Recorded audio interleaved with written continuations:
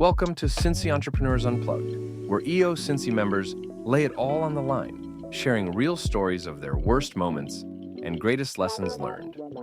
Get ready for an action-packed series featuring a dynamic lineup of EO Cincinnati members. Today we're here with Litsa Spanos, owner and president of ADC Fine Art. Litsa's built one of the largest woman-owned art galleries in the entire nation, and where she represents local, national, and international artists.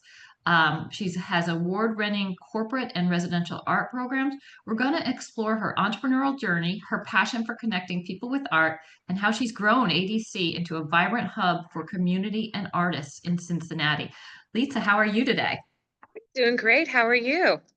Great, great. Do you want to tell us a little bit about your business in your own words? Sure. Well, hello, everybody. I'm really happy to be here. I love EO. EO has been such a wonderful, wonderful organization for me for the past 3 years. Love it. And I'm so happy, Margee, that you asked me to talk a little bit about my business. I have been an art dealer and a gallerist for over 30 years. I started off with just 2 customers and have grown it to just some amazing and wonderful corporate clients, residential. I also do healthcare and hospitality. So basically what I do is if you walk into a space, whether it's someone's home or a hospital or a corporation, and you see art all around, somebody like me did that. Our job is to create a space that is reflection of you, of all of our clients. So we're going to put artwork into a hospital that's going to be totally different than what we might do in your home or we might do for a corporate space. So I really work with each client individually and create something that's just a reflection of who they are. Wonderful. That is a very interesting and fascinating business. I'm so glad to know you through EO. So, we're going to get down to the really. So, can you share with me a significant setback in your entrepreneurial journey and how you overcame it? Okay, so being in the business for so long, I've had many, many different things, that have been challenging, that I've done wrong, and I've done things right. Like, to me, it's a journey, and but I think probably, being in this business for so long, I'm going to say just the most recent was COVID. I mean, it hit us hard. We do a lot of corporate work. So when a lot of our corporate projects were put on hold during COVID, it was really difficult. We couldn't see our clients. It was really, really difficult. So at that time, I had found a new space and I converted this huge space that I'm in now. Used to be a popcorn machine factory. So I took the time to think about my future and really on even a larger, grander scale and renovate this space. As I was doing that, I also worked with my corporate clients to in their homes because many people switched to working out of their home office and they wanted beautiful art around them to be comfortable as they were in their office, to have as backdrops, for when they were doing Zoom calls. So we were able to pivot and get more of that business that way during COVID. Now our corporate work is back. We still have great residential work that we're doing. So it was a win-win. Oh, fascinating. It's so interesting to hear how COVID impacted so many different people. And it sounds like you used it as a way to really regrow and rebirth your entire Yeah. company. Yep. So, what immediate impact did that have on your business? So the new space that we're in now, it is incredible. Like 13,000 square feet with over 1,000 pieces of art. So it is a really amazing space. We were able to, because of the space, now we are offering it as a venue to Venue. rent. Yes, yes. So now Cool. a lot of our clients, they're coming in to look at art, but they're saying, "Hey, I want to have a party. I would like to have an event." So we've had client appreciation events, we've had birthday parties, we've had retreats here. We have done so many cool things in this space that I was able to work on during COVID. So that has been pretty awesome. Kind of like if you build it, they will come kind of situation, right? Yep, yep. So how did this change? Did this impact change your approach to business or leadership? Did it impact you that way? Yeah, of course it did because I had to during COVID I had to let go of a few of my employees, which was really, really hard. But I also moved on and was able to really fine tune the business a little bit more. And I realized that I needed to find different revenue streams. So it didn't necessarily need to be all about art. Now I could have a revenue stream with offering the space as a rental. And I also during that time developed a membership program. I would be able to work with artists and share my knowledge of being in the art business for so long from a business perspective. So that has been another source of revenue. So all of that kind of evolved right, during and then after COVID.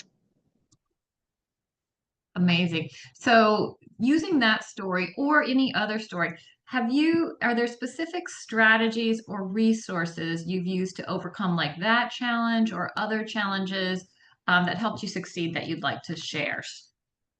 Well, Strategies. one of the things, I mean, I know, EO has helped me so much because the one thing that I regret is that I didn't join sooner. I wasn't part of this sooner. Because I think I would have made less mistakes as an entrepreneur if I would have gotten the knowledge that I've gained through EO. And so that's something that I am so grateful for that I've been able to connect with so many people and varying types of businesses. So, we have so many entrepreneurs running different things, but we all share the bond of running a business, on our own. And those challenges are across the board, very similar. So that's one resource. I read a lot. I talk to a lot of people. I do a lot of networking. Those are things that are very important and that have really helped the growth of my business. Fantastic. Great. So looking back, would be a lesson that you would share on being an entrepreneur with young entrepreneurs or new entrepreneurs that you would want to share? So I think the number one thing is it's okay to take a risk. If you believe in it, if you've done the research, take a calculated risk, but don't be afraid to do it because ultimately, I just don't know if I could work for anybody else. I love being on my own. I love I'm proud of what I've built.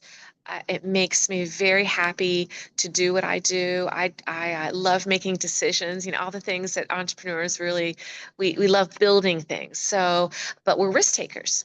And so I chose a career path that I love. I love beautiful things. I love creating beauty for other people's lives. It's ultimately, take that risk, but do something that you're passionate about and that you have researched and that you feel like you can do and be successful in. So that's Oh my that's my goodness. Oh my goodness. Every time I do one of these, it's like you're telling me things that I need to hear like right now. So I love that. Do your yeah, research, have your plan, and you know what? We do love making decisions. we Um, do. so what are books or resources that you would recommend to entrepreneurs along this journey? Oh gosh, well, I just finished reading this book called Die with Zero. I Oh, don't know if you've okay. heard about it, Margee, I but have. it's been going around our EO groups, and it is a book for really any phase of your career, any phase of your life, but really sharing the fact that don't do things just for the money. And for me, the money has come as I've progressed and I've, grown my business. But also, uh, take that money that you're making and put it to good use. Mm, Uh, because, there's so many stories that we hear out there where you've worked and you've worked and you've worked and you've worked and you've saved all this money. You finally, scrimped and saved and you finally have retired. And then you're dead the next week. You have a heart attack or whatever. Like, I know that sounds terrible, but, do what you can with the money to benefit yourself, your family, the people around you, your community. Do what you can now with the money. Continue saving, but enjoy it as part of your life. wonderful. What pivotal moment or turning point, was there a pivotal moment or a turning point when you realized you were on the path to success? Oh my gosh, I think it was at the very beginning when it was the first piece of art that I put into a CEO's office. And I was so nervous and I thought, oh, am I going to make a good impression? I was pretty young at that point, and I just remember the smile on their face, how it completely energized their office. They were proud that they selected something that they loved, that people could see it and enjoy it with them. So I knew early on in my career that what I chose would make others happy, and it made me happy too. So I just didn't stop from there, just kept going. Great. Great. So, what is two more questions? What is the most unconventional piece of advice you've received at any time, and how did it influence your actions? Oh gosh. Let's see. So my father gave me the best advice ever, and that is, if you do nothing, nothing will happen. So it's super simple bit of advice, but it's all about taking a risk and doing something. And I tell artists this all the time. If you stay in your studio and just paint, but you don't get yourself out there, nothing's going to happen. If no one sees your art, how are they going to buy it? So if you do nothing, nothing will happen. So that's my advice. That's great advice. Has your definition of success evolved throughout the years, and what is your definition of success today? When because I've had my business over 30 years, I think probably the first 10, 20 years, I was just so driven and so focused. And now as I'm, gain the success and the all the things. I've written a book, all these wonderful things that I've done that I'm really proud of.